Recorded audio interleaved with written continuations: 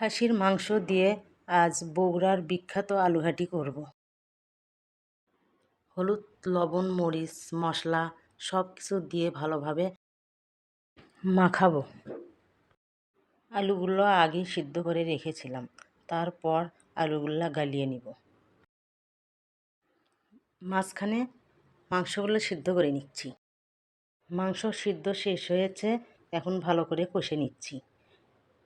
কষানো মাংসর ভিতরে গালানো আলুগুলো দিয়ে দিব, তারপর আলু সহ আবার কষাবো।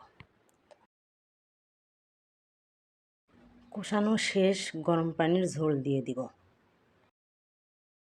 কিছুক্ষণ জাল দিব। পেঁয়াজগুলো লাল লাল করে ভেজে নিব।